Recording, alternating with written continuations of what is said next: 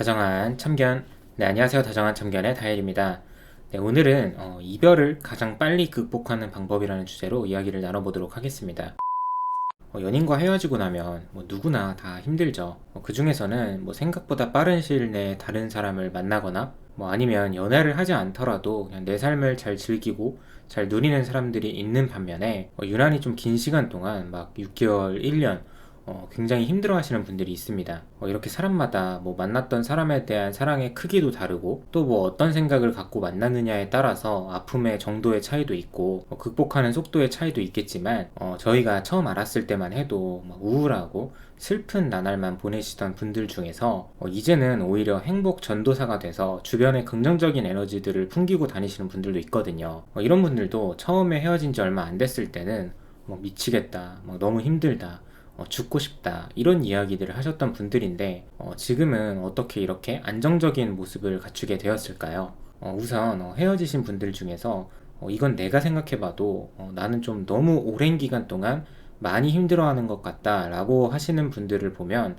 전반적으로 이별 후에 혼자서 가만히 있는 시간이 굉장히 많은 것 같아요. 예를 들어서 오늘 하루 일정을 마무리하고 와서 나 혼자 그냥 가만히 방에 있는 거죠. 그러면서 상대의 인스타를 한번 염탐하고 또 상대의 카톡 프로필 사진을 한번 쓱 보고 또 함께 했던 사진이나 추억이 남아있는 물건들을 보면서 과거를 회상하고 이런 일상만 반복을 하는 겁니다. 물론 헤어진 이상 누구나 일정 기간 동안 이런 시간을 갖기는 합니다. 다만 이런 시간이 한 달, 두 달, 6개월이 지났는데도 계속 똑같이 지속이 된다는 건 내가 내 삶을 잘 살고 있지 못하다는 뜻이죠. 이런 분들은 내가 연애를 하기 전에 어떻게 살았었는지, 어떻게 살아왔는지 그 방법을 까먹으신 거기도 합니다. 그래서 혼자 있는 시간을 어떻게 보내야 할지 전혀 모르는 거기도 하고요. 반대로 상대적으로 이별을 빠르게 잘 극복하시는 분들을 보면 이렇게 혼자 방 안에만 있는 시간을 최소화합니다. 그냥 마냥 집에서 유튜브만 보고 넷플릭스만 보고 핸드폰만 들여다보지는 않는다는 거죠. 마음처럼 쉽게 되지 않아도 그냥 일단 나가는 거예요. 집에만 있으면 어차피 잡생각만 들고 혼자 가만히 있으면 불안한 마음만 들고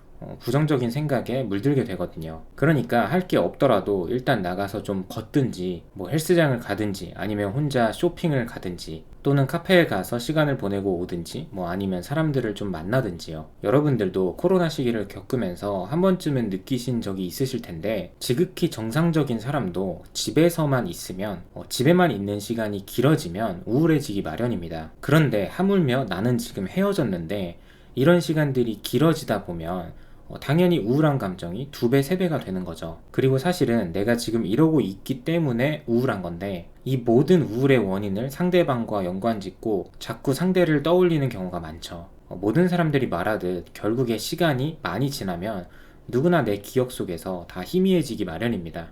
결국에 다 잊혀진다는 거죠. 근데 그만큼 중요한 게 내가 이 시간을 어떻게 잘 보내냐인데 결국 헤어지고 나서 내가 내 삶에 어떤 것들을 얼마나 많이 새롭게 유입시켰냐에 따라서 이별을 극복하는 속도도 많이 달라질 수 있다는 겁니다. 헤어지기 전에도 내가 그냥 가만히 있다가 헤어진 건 아닐 거잖아요.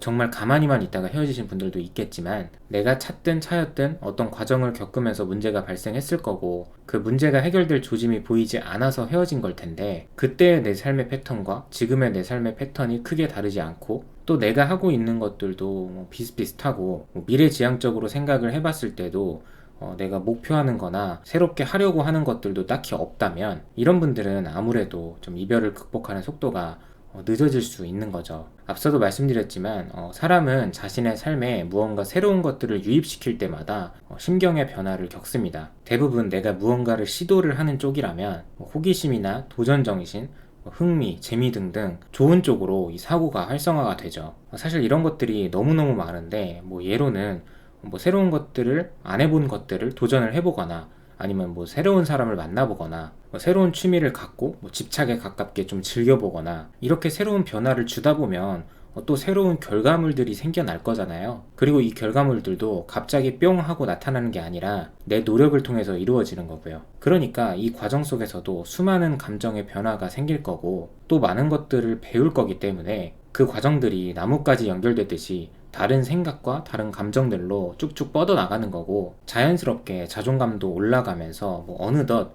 이별했을 때 내 모습과는 거리가 멀어지는 거죠. 그리고 다음으로는 정말 현실적인 부분인데, 이거는 제가 지금까지 봐왔던 분들 중에 정말 헤어지고 나서 이렇게까지 힘들어 할 수가 있나? 사람이?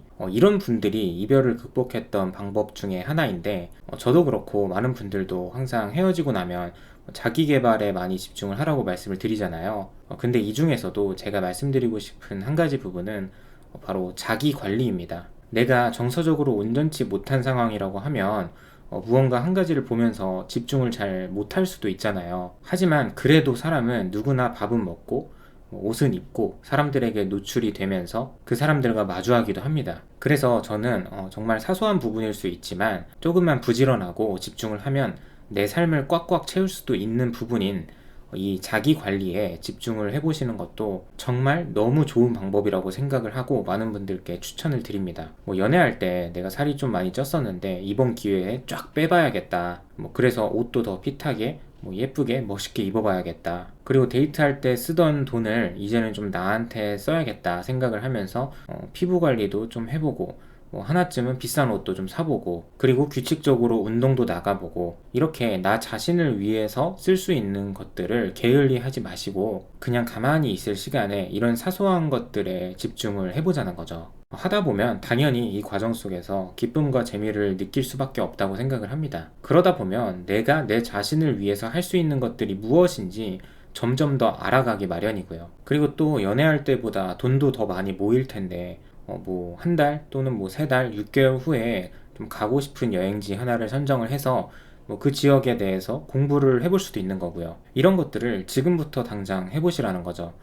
최근에도 많은 이별을 하신 분들을 접했지만 정말 상대에게 과하다 싶을 정도로 헌신을 하신 분 중에 상대에게 명품백을 막 열 몇 개를 사주셨던 분이 있는데 정작 자기 자신에게는 10만 원짜리 이상의 물건을 사지 않는다는 분들도 있으셨거든요. 그래서 이렇게 내가 사소한 것들을 나 자신을 위해서 좀 쓰다 보면 단순 외적인 부분뿐만 아니라 이제는 내적으로도 무언가 배우고 알아가보고 싶다는 생각이 들 거예요. 그리고 그 타이밍에 지금 나의 모습과 나의 가치관에 부합한 사람을 만나게 되면 그 사람과는 좀 이전과는 다르게 더 성숙한 연애를 해볼 수 있는 거죠. 이렇게만 해나간다면 남들은 이별 후에 자책하고 힘들어만 할 시간에 나는 오히려 굉장히 자신감도 넘치고 자존감도 올라가면서 이별 극복이라는 말을 쓰기도 참 무안할 정도가 될 수도 있을 거라고 생각을 합니다. 예전부터 실연을 당한 여자들이 긴 머리를 짧게 단발로 자른다는 그런 말들도 있잖아요. 이런 것도 나 스스로 큰 결단을 내리고 삶의 변화를 줌으로써 이 감정도 그냥 따라오게 만드는 방법 중에 하나거든요. 결국 모든 일에는 행동이 뒷받침되어야 하는 만큼 여러분도 나 자신을 위한 길이 뭔지 짧게 생각하시고 결단을 내려서 행동으로 이어가셨으면 좋겠습니다. 네, 오늘도 영상 시청해주셔서 감사드리고요. 지금까지 다정한 참견의 다일이었습니다.